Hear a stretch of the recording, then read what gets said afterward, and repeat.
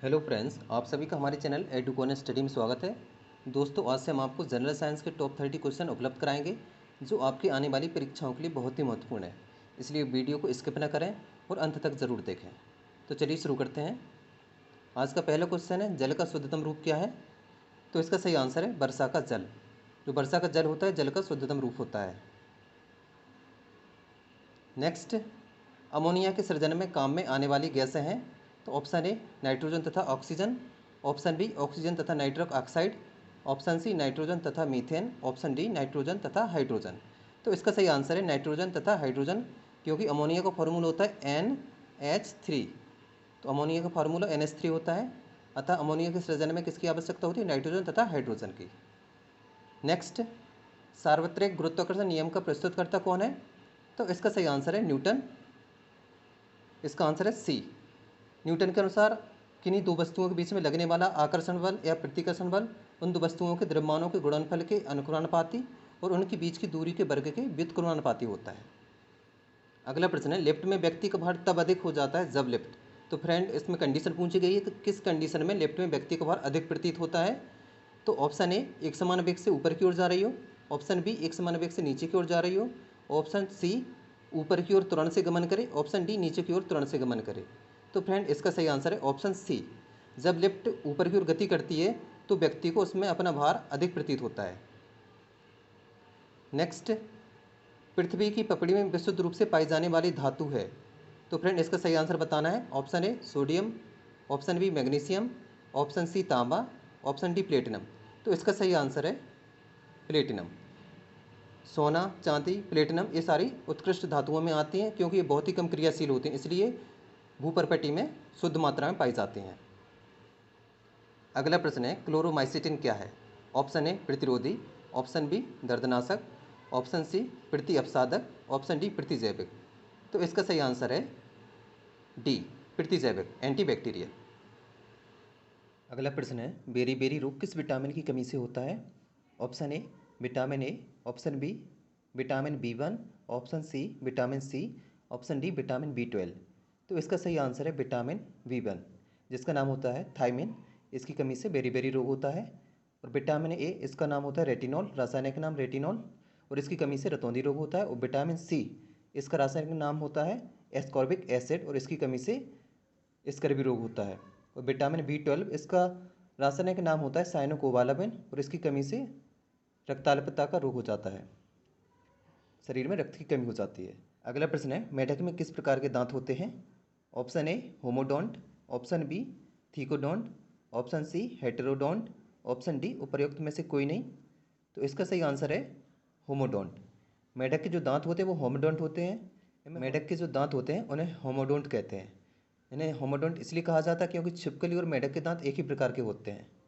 और जो थीकोडोंट होता है, ऐसे दांत जो मसूड़ों में धंसे हुए होते हैं उन्हें थीकोडोंट कहते हैं, जैसे मनुष्य के दांत। और हेटेरोडोंट, ऐसे दांत जो भिन्न भिन्न प्रकार के होते हैं उसे हेटेरोडोंट कहते हैं। मनुष्य के दांत 4 प्रकार के होते हैं, इंसीजर, कैनाइन, प्रीमोलर और मोलर। अगला प्रश्न है, स्टार्च से क्या संबंधित है? Option A glucose, option B fructose, option C sucrose, option D galactose. तो इसका सही आंसर है ग्लूकोज, ऑप्शन ए। इसका रासायनिक सूत्र होता है C6H12O6 होता है। और जो फ्रैक्टोज होता है प्राकृतिक रूप से सबसे अधिक मीठा होता है, यह शहद में पाया जाता है। और जो सुक्रोज होता है, ये मोनोसेकेराइड के 2 अणु होते हैं। अगला प्रश्न है, दांत का शिखर बना होता है। ऑप्शन ए उपास्थि, ऑप्शन बी एनेमल का, ऑप्शन सी डेंटाइन का, ऑप्शन डी। अगला प्रश्न है, स्कर्वी रोग किस विटामिन की कमी से होता है? Option A vitamin C, option B vitamin K, option C vitamin E, option D vitamin D. तो इसका सही आंसर है विटामिन सी। जो स्कर्वी रोग होता है विटामिन सी की कमी से होता है। इसका रासायनिक नाम होता है एस्कॉर्बिक एसिड, जो सामान्यतः खट्टे फलों में पाया जाता है। विटामिन के, इसका रासायनिक नाम होता है फिलोक्यूनोन। यह हरी पत्तीदार सब्जी, टमाटर, पनीर इत्यादि में पाया जाता है।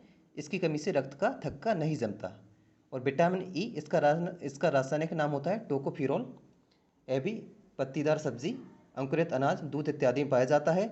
इसकी कमी से पुरुष और महिलाओं में जनन शक्ति की कमी हो जाती है। और विटामिन डी का रासायनिक नाम होता है कैल्सीफिरोल। यह अंडा, मक्खन, मछली का तेल, सूर्य की धूप इत्यादि में पाया जाता है। इसकी कमी से बच्चों में रिकेट्स नामक रोग हो जाता है। अगला प्रश्न है, पेप्सिन होता है, तो हमें बताना है पेप्सिन क्या होता है। Option A hormone, option B enzyme, option C vitamin, option D पोषक तत्व। तो इसका सही आंसर है पेप्सिन एक एंजाइम होता है। इसका सही आंसर है ऑप्शन बी, इसका सही आंसर है पेप्सिन एक एंजाइम होता है। अगला प्रश्न है, ग्लूकोज का ग्लाइकोजन में परिवर्तन यकृत में होता है किंतु इसका संग्रह होता है। ऑप्शन ए यकृत में, ऑप्शन बी प्लीहा में, ऑप्शन सी यकृत तथा पेशियों में, ऑप्शन डी यकृत तथा प्लीहा में। तो फ्रेंड इसका सही आंसर है यकृत तथा पेशियों में। अगला प्रश्न है, वह कौन सा तत्व है जो दंत एनामल को कठोर बनाता है। Option A calcium, option B fluorine, option C iodine, option D sodium. तो इसका सही आंसर है फ्लोरीन। फ्लोरीन की उपस्थिति की वजह से एनामल कठोर बनता है और फ्लोरीन की कमी से मानव शरीर में फ्लोरोसिस नामक रोग हो जाता है। अगला प्रश्न है, पित्त का मुख्य कार्य है। ऑप्शन ए वसा का एंजाइम द्वारा पाचन, ऑप्शन बी उत्सर्जित पदार्थों का निवारण, ऑप्शन सी प्रोटीन के पाचन का नियंत्रण, ऑप्शन डी पाचन तथा शोषण हेतु वसा का एमल्सन करना। तो इसका सही आंसर है डी, पाचन तथा शोषण हेतु वसा का एमल्सन करना। अगला प्रश्न है, जनन क्षमता में कमी होती है। ऑप्शन ए विटामिन ए की कमी से, ऑप्शन बी विटामिन बी की कमी से, ऑप्शन सी विटामिन के की कमी से, ऑप्शन डी विटामिन ई की कमी से। तो इसका सही आंसर है डी, विटामिन ई की कमी से जनन क्षमता में कमी होती है। इसका नाम होता है, रासायनिक नाम होता है इसका विटामिन ई का टोकोफिरोल। यह पत्तीदार सब्जी, अंकुरित अनाज, दूध इत्यादि में पाया जाता है और इसकी कमी से पुरुष और महिलाओं में जनन शक्ति में कमी हो जाती है। अगला प्रश्न है, पैरासीटामोल क्या है। ऑप्शन ए एक दर्दनाशक है, ऑप्शन बी एक प्रतिजैविक है, ऑप्शन सी एक सल्फर ड्रग है, ऑप्शन डी पेट का अल्सर बनाता है। तो इसका सही आंसर है एक दर्दनाशक है। जो पैरासीटामोल होता है एक दर्दनाशक हो जिसे हम कभी कभी फीवर में भी लेते हैं। अगला प्रश्न है, वनस्पति घी के औद्योगिक उत्पादन की प्रक्रिया में शामिल है। ऑप्शन ए वियोजन, ऑप्शन बी अपचयन, ऑप्शन सी ऑक्सीकरण, ऑप्शन डी आयनीकरण। तो इसका सही आंसर है अपचयन। अगला प्रश्न है, हाइड्रोजन के कितने समस्थानिक हैं। ऑप्शन ए एक, ऑप्शन बी चार, ऑप्शन सी तीन, ऑप्शन डी दो। तो इसका सही आंसर है तीन। हाइड्रोजन के तीन समस्थानिक होते हैं, प्रोटियम, ड्यूटीरियम और ट्राइटियम। हाइड्रोजन का समस्थानिक प्रोटियम है जिसमें न्यूट्रॉन नहीं होता है, और दूसरा समस्थानिक ड्यूटीरियम होता है जो भारी जल का निर्माण करता है। इसका रासायनिक सूत्र होता है D2O जिसका अणुभार 20 होता है। यह परमाणु रिएक्टर में मंदक के रूप में इसका उपयोग किया जाता है। और तीसरा होता है ट्राइटियम जो रेडियो एक्टिव होता है। अगला प्रश्न है, रासायनिक रूप से गन्ने की शर्करा होती है। Option A lactose, option B glucose, option C sucrose, option D fructose. तो इसका सही आंसर है सुक्रोज। रासायनिक रूप से गन्ने की शर्करा सुक्रोज होती है। अगला प्रश्न है, श्वसन के लिए समुद्री गोताखोर किस मिश्रण का उपयोग करते हैं। ऑप्शन ए ऑक्सीजन तथा carbon dioxide, option B hydrogen तथा ऑक्सीजन, ऑप्शन सी ऑक्सीजन तथा नाइट्रोजन, ऑप्शन डी ऑक्सीजन तथा हीलियम। तो इसका सही आंसर है डी, ऑक्सीजन तथा हीलियम। श्वसन के लिए समुद्री गोताखोर ऑक्सीजन तथा हीलियम का उपयोग करते हैं।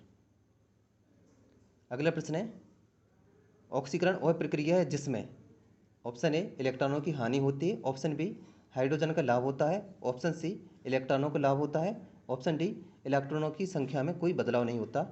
तो इसका सही आंसर है ऑप्शन ए, इलेक्ट्रॉनों की हानि होती है। ऑक्सीकरण वह रासायनिक प्रक्रिया है जिसमें इलेक्ट्रॉनों का त्याग होता है। अगला प्रश्न है, पृथ्वी पर सूर्य द्वारा गुरुत्वाकर्षण बल, हमें बताना है कि पृथ्वी पर सूर्य के द्वारा गुरुत्वाकर्षण बल किस प्रकार का होता है। ऑप्शन ए सूर्य पर पृथ्वी द्वारा गुरुत्वाकर्षण बल की अपेक्षा कम होता है, ऑप्शन बी सूर्य पर पृथ्वी द्वारा गुरुत्वाकर्षण बल के बराबर होता है, ऑप्शन सी सूर्य पर पृथ्वी द्वारा गुरुत्वाकर्षण बल की अपेक्षा अधिक होता है, ऑप्शन डी वर्ष भर एक समान रहता है। तो इसका सही आंसर है ऑप्शन बी, सूर्य पर पृथ्वी द्वारा गुरुत्वाकर्षण बल के बराबर होता है। अगला प्रश्न है, पृथ्वी तथा सूर्य के बीच की दूरी यदि वर्तमान दूरी की अपेक्षा दोगुनी हो जाए तो पृथ्वी पर सूर्य द्वारा गुरुत्वाकर्षण बल क्या होगा। ऑप्शन ए पहले की अपेक्षा दोगुना होगा, ऑप्शन बी पहले की अपेक्षा 4 गुना होगा, ऑप्शन सी पहले की अपेक्षा आधा होगा, ऑप्शन डी पहले की अपेक्षा 1/4 होगा। तो इसका आंसर है पहले की अपेक्षा 1/4 होगा। अगला प्रश्न है, विषुवत रेखा की अपेक्षा ध्रुवों पर पिंड का भार अधिक होता है क्योंकि। ऑप्शन ए ध्रुवों पर पृथ्वी की घूर्णन गति अधिकतम है। ऑप्शन बी विषुवत रेखा पर पृथ्वी की घूर्णन गति अधिकतम है। ऑप्शन डी ध्रुवों पर हिमटोप के कारण आकर्षण बल अधिक होता है। ऑप्शन डी उपरोक्त में से कोई भी पूर्ण स्पष्टीकरण नहीं है। तो इसका सही आंसर है ऑप्शन डी, उपरोक्त में से कोई भी पूर्ण स्पष्टीकरण नहीं है। किसी भी पिंड का भार गुरुत्वीय त्वरण पर डिपेंड करता है और ध्रुवों पर गुरुत्वीय त्वरण का मान अधिक होता है, इसलिए विषुवत रेखा की अपेक्षा ध्रुवों पर पिंड का भार अधिक होता है। अगला प्रश्न है किसी पिंड का भार। ऑप्शन ए पृथ्वी पर सभी स्थानों पर एक समान होता है। ऑप्शन बी ध्रुवों पर अधिकतम होता है। ऑप्शन सी विषुवत रेखा पर अधिकतम होता है। ऑप्शन डी मैदानों की अपेक्षा पहाड़ों पर अधिक होता है। तो इसका सही आंसर है ध्रुवों पर अधिक होता है। किसी पिंड का भार ध्रुवों पर अधिक होता है। अगला प्रश्न है किसी पिंड को पृथ्वी से चंद्रमा पर ले जाने पर तो क्या होता है। किसी पिंड को पृथ्वी से चंद्रमा पर ले जाने पर ऑप्शन ए उसका द्रव्यमान भिन्न होगा किंतु भार वही रहेगा। ऑप्शन बी उसका द्रव्यमान व भार दोनों भिन्न हो जाएंगे। ऑप्शन सी उसका द्रव्यमान वही रहेगा किंतु भार भिन्न हो जाएगा। ऑप्शन डी उसका भार तथा द्रव्यमान दोनों पूर्ववत रहेंगे। तो फ्रेंड इसका सही आंसर है उसका द्रव्यमान वही रहेगा किंतु भार भिन्न हो जाएगा। किसी भी ग्रह पर चले जाएं द्रव्यमान में कोई चेंजेस नहीं होते हैं, केवल भार में ही परिवर्तन होता है। अगला प्रश्न है एक समान गति से घूर्णित शाफ्ट में धागे से एक गेंद बंधी है। शाफ्ट के अचानक रुकने पर धागा शाफ्ट पर लपटने लगता है और गेंद का कोणीय वेग बताना है। गेंद का कोणीय वेग में क्या परिवर्तन होगा। ऑप्शन ए बढ़ जाएगा, ऑप्शन बी घट जाएगा, ऑप्शन सी स्थिर रहेगा, ऑप्शन डी शून्य हो जाएगा। तो इसका सही आंसर है ऑप्शन ए, गेंद का कोणीय वेग बढ़ जाएगा। अचानक से शाफ्ट के रुक जाने पर धागा उस पर लपटने लगेगा। उसका रीज़न है क्योंकि गेंद के कोणीय वेग बढ़ जाने से धागा उस पर तेज़ी से लपटने लगता है।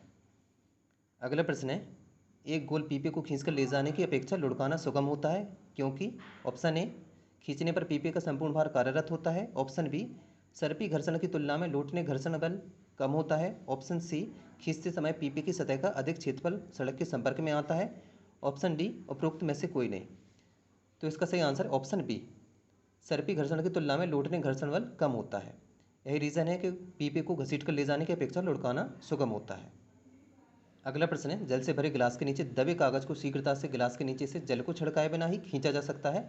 यह परिघटना क्या दर्शाती है। ऑप्शन ए कागज व गिलास के मध्य घर्षण की कमी को दर्शाती है। ऑप्शन बी न्यूटन के तृतीय नियम को दर्शाती है। ऑप्शन सी जड़त्व के गुण को दर्शाती है। ऑप्शन डी त्वरण को दर्शाती है। तो इसका सही आंसर है ऑप्शन सी, जड़त्व के गुण को दर्शाती है। जल से भरे गिलास के नीचे दबे कागज को शीघ्रता से गिलास के नीचे से जल को छिड़काए बिना ही खींचा जा सकता है। ये परिघटना क्या कर दर्शाती है, जड़त्व के गुण को दर्शाती है। तो फ्रेंड्स आपको हमारा वीडियो कैसा लगा ये ज़रूर कमेंट करें और शेयर करें हमारे वीडियो को। और यदि आप हमारे चैनल पर नए हैं तो हमारे चैनल को सब्सक्राइब ज़रूर करें। धन्यवाद।